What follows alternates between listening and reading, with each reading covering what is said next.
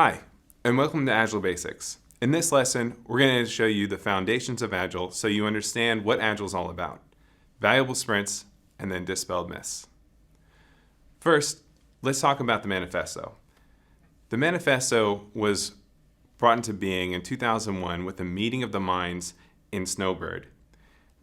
Here, you had experts from Scrum, XP, and DSDM come together, and what they did was they put together 14 principles as well as a value statement, which is the foundation of Agile that we know today.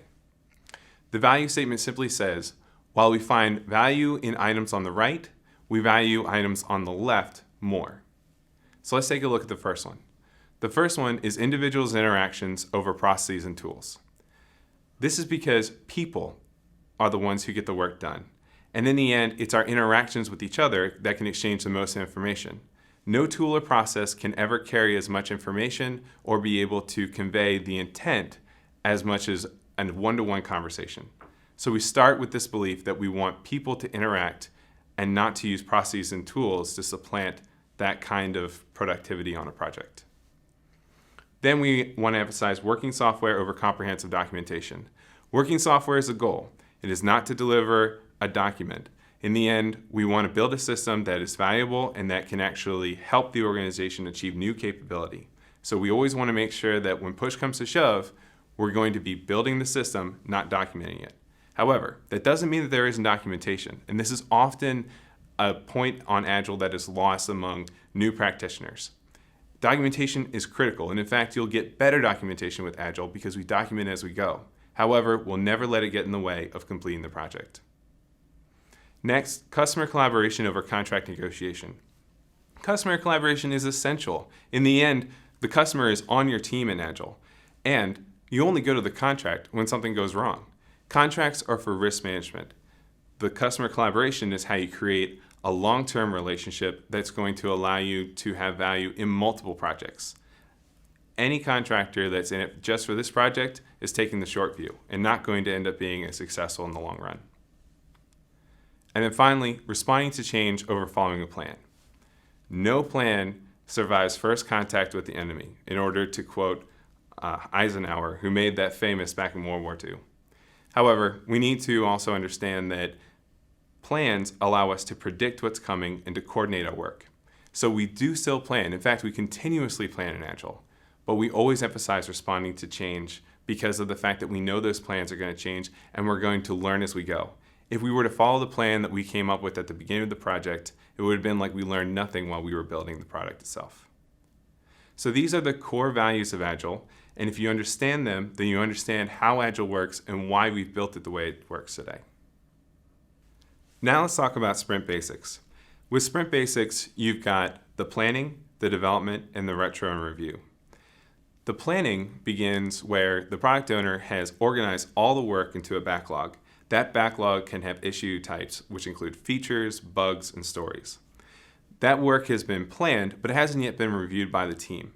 And so in the next stage in sprint planning, the product owner will present the stories, and the team will then select together from the top of that list what work they think they can get done during the sprint. The sprint is only 2 to 4 weeks, so they have to be conservative in terms of what they can get done and commit to getting the work done. During this process, the team will ask questions, they'll elaborate on the requirements, and by the end, they'll have a clear understanding of what it's going to take to complete each story. And when they do, now they can move forward knowing not just what the story is going to take to develop, but also what it's going to take to test and close. Then in development, the development begins with a stand-up. The stand-up is where everyone gets together, and for 5 to 15 minutes at most, they report on what they're going to be doing today to advance the stories on the sprint. Normally this is done around a Kanban board. The Kanban board provides a means to understand what work is in progress and who's working on it. During this time, the team will continue to work throughout the 2 to 4 weeks, and they'll be completing stories. They'll be analyzing the requirements, developing the work, and then testing and closing them. They're going to be trying to work story by story because you don't want to have too much open work at once. And by the end of it, they're going to have a potentially shippable increment. This potentially shippable or releasable increment is going to be a piece of completed work that includes documentation as well as a fully tested working product that the product owner can show. And that's when the retro and review come in. So the review is where the product owner presents the great work that their team has done. Oftentimes this product owner is the client or a client representative. So this is a great opportunity for the client to show off to their stakeholders and peers how well their project is going. At this point, the stakeholders give feedback and the team can learn what they need to do next. In addition, the team will then go into a room where they play a game in order to expose all the things that went well, what didn't go well, and what they need to improve on next time so that they can make an even better sprint happen. This is a very exciting process. It happens very quickly, and within a couple of sprints, you're going to have a very high-functioning team. Now let's talk about the comparison between Agile, Lean, and Traditional. It all begins with the iron triangle. The iron triangle is our constraints between scope, schedule, and budget. Normally, when you change one or two, you have to change the other. This push and pull effect is something that we understand if we've ever been to a restaurant, where oftentimes they'll say quality, service, or speed, pick two. Well, in this case, we understand that as scope, schedule, and budget. So we pick two to hold and we vary another. With Agile, what we're willing to vary is scope. Now, that doesn't mean that we're going to vary the goal, we're going to vary the technical scope. In order to do this, your customer really has to trust you. They have to believe that you know what you're doing, especially from a technical level. So trust is the primary thing that a customer looks for when they're sourcing whatever contractor or team is going to be doing the work. And in the end, the goal is speed. And the reason why scope adjustment is so effective for speed is that there's no way to achieve a project faster than figuring out what work you shouldn't do. So by limiting the work that is focused on and only doing the important work, we can move quickly. Then in traditional projects, what we're going for is not speed, but we're actually going for is predictability. Here, what we're willing to vary is the budget. So oftentimes this is, I know what I want and I know when I want it, but I want you to give me the best price. This happens whenever, say, we're building a house or building a really large project and it needs to be delivered on a certain deadline. In these cases, where predictability is the goal, we're looking for efficiency in our contractors. We want them to give us the best price possible or to be able to do it with the least amount of waste.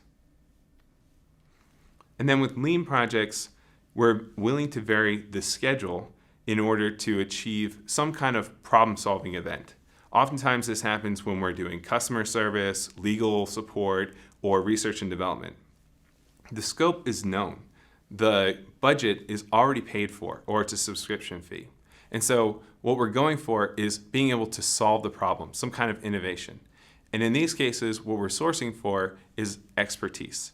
So for example, if you have a piece of software, you're going to pay a certain service agreement or a certain subscription in order to get support. The reason why you're willing to pay that is because those people are the experts in that software. So this is the comparison. We're going to talk a lot more about this in other parts of the course. Let's move on to the next slide. Now, some false comparisons. There are many false comparisons when it comes to Agile, Traditional, and Lean, and we want to make sure that you understand them clearly. First, all of these projects have a charter. There is no difference when it comes to Agile, Lean, or Traditional in terms of having a charter. Every project needs to know who are the players, what is the goal, what are the constraints, what are the risks. That's true no matter what. Then a plan. As we said before at the beginning of this lesson, we always have a plan. We also are willing to change that plan as we learn more as we go. But in Agile, it's continuous planning. So we do plan and we do predict, and that's how we can coordinate. Then there's documentation. Documentation is one of the key factors in terms of scalability as well as sustainability. If anyone leaves a project, oftentimes it is a document that's going to allow you to backfill that position with as minimal disruption as possible. So documentation is done as we go. Then there's design. Design is essential for any kind of project. And in fact, the difference with Agile is that we design as we open up each piece of work. And then testing. This is probably the area where Agile exceeds because there's testing all the time. We're continuously integrating and continuously testing as we go. That's the only way you can complete work in stages. So I'm going to start off with a little story here to kind of explain how varying scope helps to address some of the typical problems within a project. Imagine that you have a customer, and that customer wants to build a tree swing. The way they explain it to you is they talk about a 3-level tree swing with ropes. And then the project leader hears this and he says, oh, a tree swing. So it's going to be 2 ropes with a plank in between it, and it's not really going anywhere. Then the engineer takes a look at it and realizes, hey, we need a space for you to swing in between, so let's prop up the tree on either side, which doesn't make so much sense. Followed by the business consultant who hears about this tree swing and describes it as the second coming of tree swings all around. Of course, the project will never be documented. The customer is going to be billed like it's a roller coaster. It's going to be supported like the giving tree. And in the end, all the customer really needed was a tire swing. This is the reason why we vary scope, because we can quickly avoid a lot of these issues by putting the whole team together and limiting the amount of work done. So let's do a quick review. What is Agile? Agile is a methodology. It's not a framework. And the key aspect to it is that we need to have a shared vision that is robust to change. This allows us to vary scope as a team. We also need to have whole teams. We have to have the customer on the team, as well as the designers, the testers, and the developers. Only this way can we close work as we go. We also want to make sure that we're building in increments. This allows us to learn and get fast feedback. And then finally, continuous integration and testing. This allows us to know that we are completing the product in a way that will work in the future. And as we go, we can always deliver or stop the project and say, here's value. You don't have a whole bunch of work in progress that isn't complete.